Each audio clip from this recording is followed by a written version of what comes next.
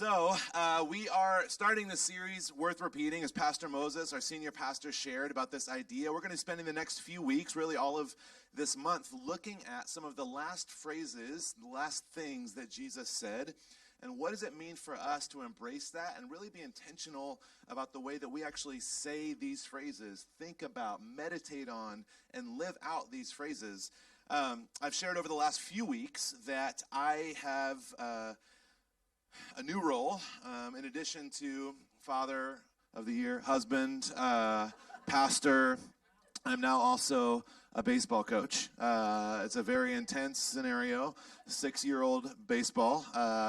So it's taught me so much about myself, about life, about baseball. I didn't even know things. So it's been a lot of fun, and it really has been a lot of fun. But a few weeks ago, there was this situation. It all kind of happened really quickly. And maybe you guys have had a scenario like this. Probably not the exact same thing. But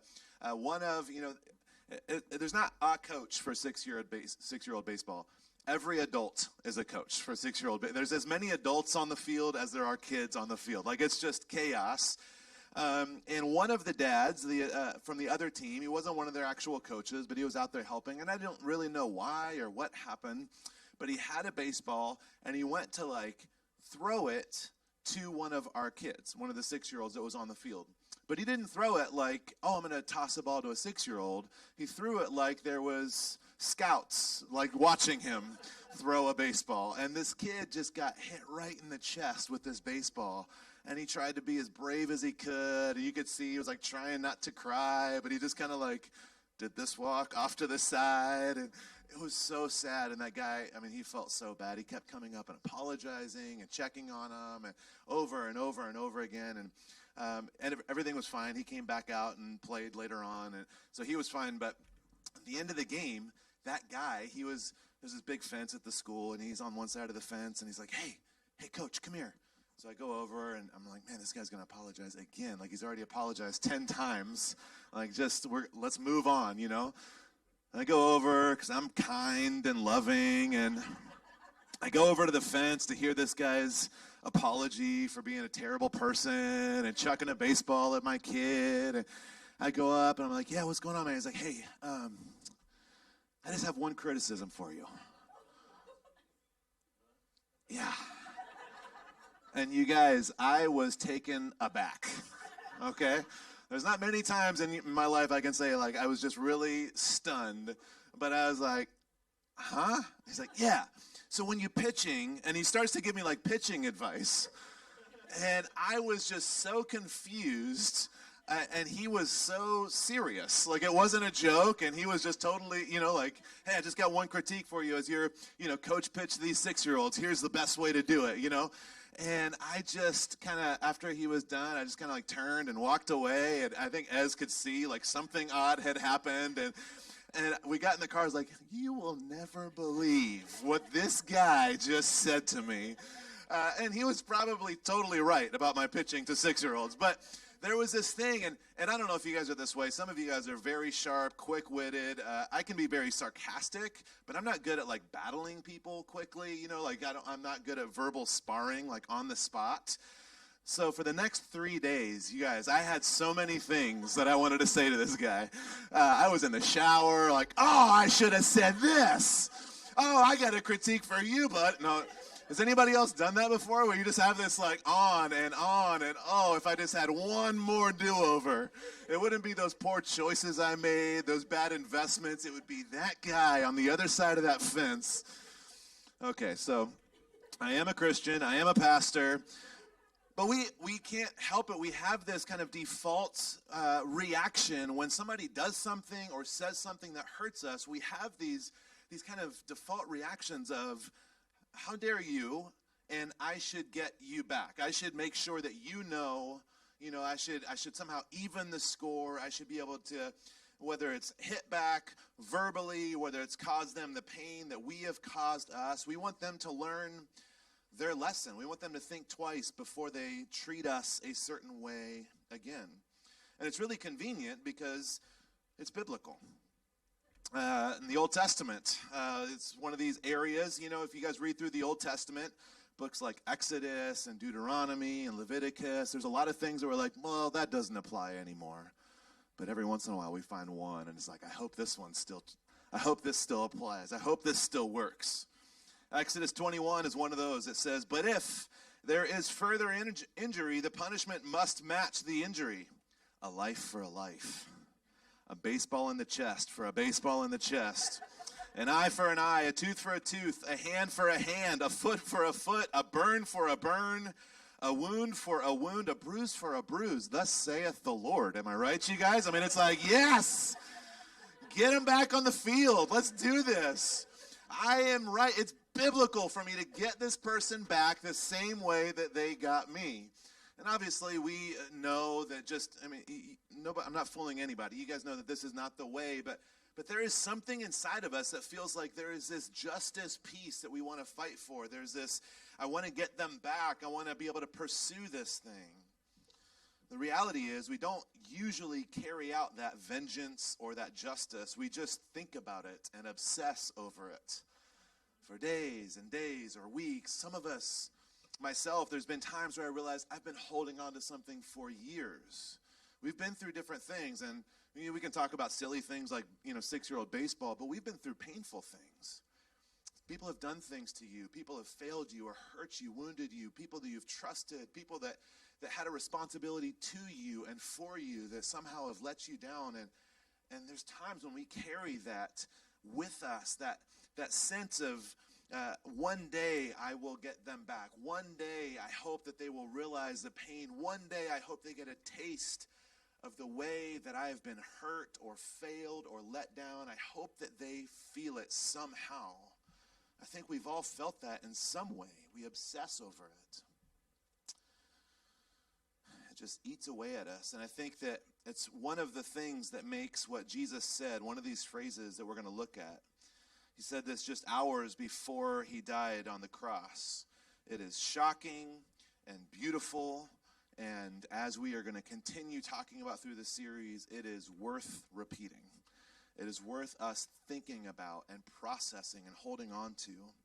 Jesus had already been unfairly tried and accused and mocked and beaten, and ultimately he's taken up to a hill where he's going to be crucified. And I'm giving you guys just very cliff notes because we'll probably be circling around this story a lot over the next few weeks.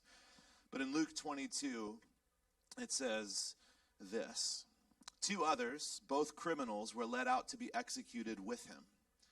When they came to the place called the Skull, they nailed him to the cross. And the criminals were also crucified, one on his right and one on his left. And Jesus said, Father, forgive them, for they don't know what they are doing. And the soldiers gambled for his clothes by throwing the dice. Jesus had been betrayed and lied about and let down. He'd been kind of like sold down the river, falsely accused, wrongfully convicted. He was mocked and beaten and then ultimately crucified. And while he's hanging on the cross, which at this time was a torture device, and it was something that was meant to not only punish a person, but also strike absolute terror in the hearts of everyone around, so that they would never cross those lines. As he's hanging on this cross, he looks down at the people that both had put him on the cross, the people that were there for the entertainment of it, the people who were bartering for his clothes and his robes, and he says, Father, forgive them, which is just shocking. And it's impossible to imagine a scenario in which I could do that. I won't speak for you. It is impossible to imagine a scenario in which I would have that much compassion or grace or even just the ability to put words together in a sentence, in a phrase. It is absolutely shocking. He prays for their forgiveness. And I do appreciate that technically Jesus doesn't say that he wants to forgive them. He prays that God will forgive them. It's like maybe there's a little loophole there for, I'm just kidding. There's this sense where he says, Father, forgive them. God, will you forgive them? And then he gives this reason. For they don't know what they are doing. Father, forgive them. They don't know what they are doing. Now, nobody was accidentally at this crucifixion, putting him on the cross. They were intentionally doing these things. What he's getting at is they are unaware of what it is that is driving them to act this way, to be this way, to live this way, what story they have bought into, what lies they have believed that has caused them to take this approach in life. That's what they were unaware. That's what they were unaware of. Somehow Jesus is able to look beyond what's being done to him and see the brokenness of the people who are doing it. That's crazy. That's hard. That's the stuff that, is this Jesus-y stuff that we're called to live this certain way, and we look at it and we hear it and we're like, I don't know if I'm ever going to get there. But that's where we're called to go towards, right? That's where we're called to continue moving towards, to continue trying, to continue living in a certain way that puts us on a path to believe that we could get to that type of place, even though it feels absolutely backwards and impossible for us. This is the kind of grace and the forgiveness that the world is starved for, and Jesus displayed on that moment. That prayer seems impossible, but he had been teaching this over and over again throughout his life. In Matthew 5, he says, "You've heard the law that says, love your neighbor and hate your enemy. But I say, love your enemies. Pray for those who persecute you. And in that way, you'll be acting as true children of your Father in heaven." It's fascinating, right? He's been teaching this thing, and then he literally lives it out in one of the darkest, most painful moments of his life. Praying for those who persecute you. It's incredible. Forgiveness and how we respond to people who mistreat us is something that Jesus talked about a lot. There's one of his most famous parables. I want us to look at this today because I think it just kind of correlates this phrase that Jesus utters on the cross. It's in Matthew chapter 18. A parable was a story, obviously in a way more better way. Jesus told stories to help people understand these spiritual truths. I tell stories to tell you guys how I'm a bad baseball coach, and I really wanted to fight this other dad. But Jesus, just a more Jesus-y approach is really what it is. But he told these parables, and actually in Mark, it says, I think it's Mark 4 or Mark 5, it says that Jesus was never without a story to tell. He was always telling stories to help people understand these concepts because they were difficult. It's difficult to believe, to grasp. And this parable does the same thing. It helps us see this beautiful picture. It says, Matthew 18, "Therefore the kingdom of heaven can be compared to a king who decided to bring his accounts up to date with servants who had borrowed money from him. In the process, one of his debtors was brought in who owed him millions of dollars. He couldn't pay, so his master ordered that he be sold, along with his wife, his children, and everything he owned." They're okay. They're having fun, I promise. His master ordered he be sold with his wife, children, and everything he owned to pay the debt. But the man fell down before the master and begged him, "Please be patient with me, and I will pay it all." He said, "Please just give me time, and I will pay you back." The master was filled with pity for him, and he released him and forgave the debt. It's not that the master just said, "Okay, you can have as much time as you need to pay me back." He wipes this slate clear. This is an incredible story. There's two characters. It starts off with these two characters, a king and a servant. And the people in Jesus' time, when they would have heard this parable, they would have known that the king represented God and that the servant represented them. I think we kind of understand this same idea. And so they kind of put themselves in the place of a servant talking with this compassionate king. And the amount that this servant owed this king or this ruler was a lifetime's worth of money. There was this massive amount that he couldn't just be like, "Okay, let me just pay you back. I'm good for it." It was this unbearable kind of, I will never be able to achieve this type of money, not only for myself, let alone to pay someone else back. And I think that there's this kind of piece that I've been processing through as I read this story about what has this guy done to owe that much money? What kind of decisions has he made? Repeatedly terrible decisions after terrible decisions, and then probably tried to make some good decisions to fix it that ended up just making things worse. Has anybody ever made some of those? It's like, oh, I know how I can fix this. Oh, here's a shortcut to getting things back on track that's actually a long cut with its own problems. Decision after decision, and there is just this ability that we have to look at this guy and be like, what kind of idiot would make this many bad decisions in life? And when we slow down long enough, I realize I am that idiot. And it may not be millions and millions of dollars that I owe, but it is surely a road sprinkled with my mistakes behind me. A stream of errors and problems and poor choices and ways that I have hurt, ways that I have caused issues for myself, for others. And it's not, we don't talk about this to recognize necessarily or to make ourselves feel like these terrible people, but I think it's important that we recognize, when we look at somebody and say, man, I can't believe they made that decision. It's important for us to realize we make a lot of decisions. And some of us aren't too many paychecks away or relationships away or purchases away from ourselves being in really difficult and really painful places.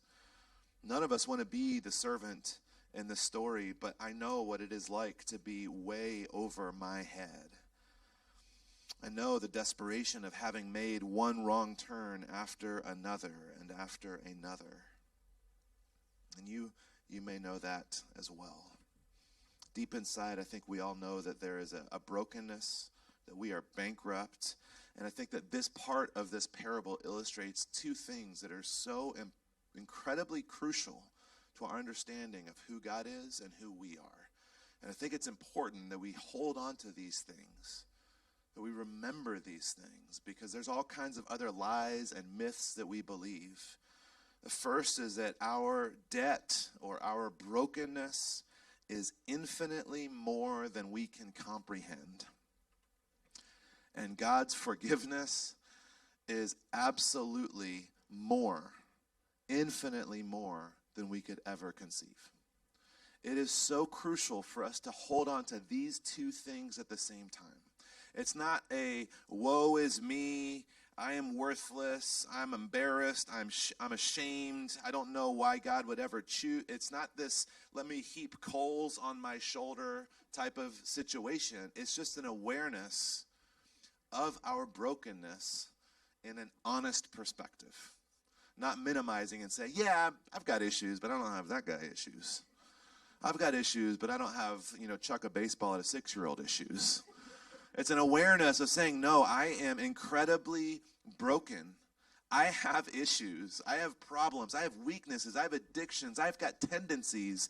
And it's important for me to acknowledge that. And I'll explain why in a minute. And as we acknowledge that parallel line is as incomprehensibly broken as we are is the depth of God's forgiveness for us. There is no gap. There is no fork in the road. It is a parallel set of lines. Is that the right word? I mean, like side by side, train tracks, okay, great. Should have thought that one out. I'll get it for second service. That's why we're doing 3 on Easter. The second 2 have to be great. So this first, that 7:30 a.m. service, you guys have no clue what I'm going to say, okay? So it's probably going to be the most entertaining. Our debt, our brokenness is more than we can comprehend, and God is infinitely more forgiving than we can conceive. And that is the good news of the gospel. But it's not the end to this story that Jesus told, and it's not the only point of it. It goes on in verse 28. It says, when the man left the king, the man who not only had been given more time, but actually the debt had been wiped clear. When that guy left the king, he went to a fellow servant who owed him a few $1,000s. He grabbed him by the throat. Very kind. There must not have been a chain link fence between them. I'm kidding. I'm not that angry of a person, you guys, I promise. He grabbed him by the throat and demanded instant payment. His fellow servant fell down before him and begged for a little more time. Be patient with me, and I will pay it. Sounds familiar. He pleaded this, but his creditor wouldn't wait. He had the man arrested and put in prison until the debt could be paid in full. When some of the other servants saw this, they were very upset. They went to the king and told him everything that had happened. Then the king called in the man he had forgiven and said, You evil servant, I forgave you that tremendous debt because you pleaded with me. Shouldn't you have mercy on your fellow servant, just as I had mercy on you? This man that has a lifetime worth of debt that is forgiven goes out and finds someone who owed him, someone who had hurt him or taken advantage of him, or whatever the scenario is in your mind. There was a wrong, but instead of forgiving, he demands payment. Not only does he not forgive the debt, but then he chokes him and has him thrown in prison. And I think that this just illustrates how quickly we forget the kindness that has been shown to us. And I think that there's this piece, and it's not like we do this consciously, but I think that somehow when we begin to accept forgiveness or accept compassion or accept grace in our lives, somehow subconsciously, I think that we start to think that we've done something to deserve the forgiveness. Like I pleaded in the right way, so I was forgiven. Or I promised I would never do it again, so I got grace again. Or, whatever the situation is, we kind of start to, I think, subconsciously have this thought process of, well, I deserve that forgiveness because I'm really going to try hard this time. I'm going to really not do that anymore. I'm going to move in a different direction. I'm going to get clean. I'm going to stop living a certain way. We kind of have this thought that somehow we deserve it. That's why it was given to us. But these other people don't deserve it. And I think that we kind of get this really twisted reality. We think that God's forgiven us because of something that he sees in us. But God forgives us because of who he is, not because of who we are. It's about who God is, and that he is filled with compassion, and his mercies are new every morning, as the scripture says. And there is a well of forgiveness available to us. That's who he is. It's not because of who we are. And I think sometimes the world has this kind of picture of God as an angry, vengeful, unforgiving God. And I think that's just God's followers. I think it's just us. I think it's us who claim to represent God, and then we live in a certain way where we go out and metaphorically choke the people around us who have wronged us. The ones that we fight for justice and for things to be made right and make sure that I get mine. And it's not who God is, but I think it's oftentimes who we are. God forgives freely. Which brings us back to Jesus on this cross praying for the forgiveness of the people that put him there. Jesus' parable is about this king and a servant, and there's some differences between the parable and what's happening with Jesus. The main takeaway of Jesus' parable is that we can summon the strength to forgive based on the fact that we know we need to be forgiven, and we have been forgiven. The more we acknowledge that we need forgiveness, the more likely we are to forgive others. The more, as Jesus said, we're aware of the plank in our own eye, the less we're likely to point out the speck in another person's eye. It's this kind of self-awareness of our own brokenness piece. In the story, the king forgave the servant after he recognized the situation and begged for mercy. But at the crucifixion, nobody really understood what they were doing. Nobody was begging for mercy or for forgiveness. And Jesus, in this moment on the cross, dares to make God's love and God's forgiveness unconditional for us. Father, forgive them. They don't know what they are doing. No one can fully understand someone's emotional pain. Almost always the things that people do and say to us have less to do with us and more to do with them, something they're going through or have gone through. You guys have heard the phrase, every bully has a bully, or hurting people hurt people. And sometimes it can sound cliche, but there's truth there. There's kids in the elementary school that my kids go to that have done really kind of nasty things and mean things. And then you start to learn a little bit about what's going on in their life and in their home. And it doesn't make what they're doing okay, but all of a sudden your heart breaks for your son being treated a certain way, and it breaks for them and what they're having to go through. You've maybe seen movies where there was a villain that you really knew was like, yeah, this is a bad person. And then it shows a flashback of something that happened in their life. And all of a sudden you're like, well, it's not okay that they blow up the city, but they also shouldn't have been hurt when they were a child. Okay, it's a bad example. But there's this piece where we recognize, we are aware that we have been hurt, and so because of that hurt, it causes us to lash out. Because we have been hurt, we have carried pain, we've been wronged, it causes us to act or treat others in a certain way. And it's not because we are evil internally, it's because there's this pain that we have to figure out how we can navigate through, how we can be freed and healed from. And I think that's one of the things that Jesus' words on the cross are pointing us to. When we acknowledge that those who hurt us are hurting, we can find the compassion to ask God for their healing. And I think that's the thing as we talked about the series and as I kind of came into, okay, we're talking about, Father, forgive them.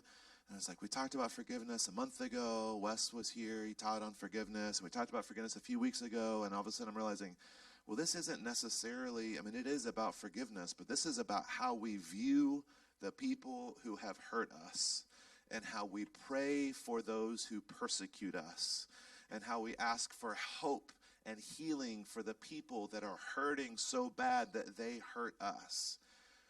And it's hard because none of us want to imagine how difficult life is for someone who is cruel to us. None of us want to imagine how difficult the relationship might be for someone who has treated us poorly at work or what they might be going through. There's just this sense of, how dare they? Why would they? I don't deserve this. They're wrong. They're cruel. They're broken. We want to choke them and make them pay for the debt that they owe us, metaphorically. Again, that's our response. And the call for us is to go back and remember, no. I have an immeasurable debt, a unfixable brokenness. I cannot do it on my own, that God is offering me forgiveness and healing for. And as I recognize and embrace that truth, it allows me to see it is not okay that happened. But I can only begin to imagine the pain that they're experiencing, what it is that's causing them to act that way, what it is that would drive someone to do something like that. Forgiveness separates the person from what they did. The biggest thing we hold against people is how they've hurt us. But that's the very thing that Jesus is letting them, not letting them off the hook, he's forgiving them for. There's this recognition of there's something they don't understand why they are doing this. And I hope that they are forgiven and that they find healing. And I wonder about your situation in your life. I can only imagine that as I've been talking, there is someone that has come to mind for you. There is someone's or a situation that has come to mind. And so I wonder for you what that situation is. I've no doubt that what happened to you hurt, that it was wrong, that it shouldn't have been done. I know that there are things in my life and in my own situations over the years, from when I was a kid up through being an adult. It's like, it's not okay. And as God has given me moments of clarity to see, I am not great at this. I'm not perfect at by any stretch of the imagination. But there are moments where I can begin to imagine what might cause someone to act that way. Where I can begin to imagine a scenario in which that person was so hurt or wounded or broken or twisted in some certain way that it would cause them to treat other people that way. And all of a sudden, that desire for vengeance begins to come down a bit as I recognize, man, I've been hurt too, and I get it. And I hope that there is some sort of healing. I hope there's some sort of possibility for them, some future. One of the things I've begun saying over the last couple of years, and I don't know that I fully even know what this means, but I really personally believe that every person deserves a road back. Because I have had that. I've had a road back. And if you guys have made poor choices in your life, I'm sure you haven't, but if you have, like I have, and you've gotten to move forward from those, there is this sense of grace and gratitude, and it is a filling experience. And at the same time, there's moments where we are aware that, like, I don't know that I deserve this road. I don't know that I deserve to be on this path again. I don't know that I deserve to be moving forward, that I deserve this type of opportunity or forgiveness or grace, but that is the unconditional grace that God offers us because we don't know what it is inside of us that causes us to act these certain ways. There is a brokenness in us that God has come to heal, to forgive, and to clear the books. That's actually what it says in Colossians 2. It says, "For you were buried with Christ when you were baptized, and with him you were raised to new life because you trusted the mighty power of God, who raised Christ from the dead. You were dead because of your sins and because of your sinful nature. It was not yet cut away." There's this thing inside of us that we're not even aware that's driving our choices. It says, "Then God made you alive with Christ, for he forgave all of our sins. He canceled the record of the charges against us and took it away by nailing it to the cross." There's that idea again, canceling the charges against us. In this way, he disarmed the spiritual rulers and authorities, and he shamed them publicly by his victory over them on the cross. This is the hope that we have. And for us, the challenge for us, the invitation for us this week is to get to a place where we can pray that God would heal the people that have hurt you. And there's sometimes we give you challenges and it's like, hey, I want you to carve out time every day this week to read your Bible. And it's like, okay, it's going to be hard, but I'll do it. And then there's challenges like this that feel insurmountable at times. As you start to think through some of these scenarios in your life, in your world. But this is how we're called to live. We're called to emulate the way of Jesus. The teachings of Jesus are meant to be lived out. They're not just, that's a great ideal. It's not reachable, so I'm not even going to try. It's like, no, this is what we're called to do. So what does it look like for us to pray that God would heal the people that have hurt or that have wronged you? That's my challenge for you this week. And I also cannot help but recognize that it is impossible to pray that prayer if you have not experienced the forgiveness and grace and compassion of God in your own life. And so I want us to have an opportunity to pray together, and I want to give you an opportunity to experience and to receive that. So will you guys bow your heads and pray with me?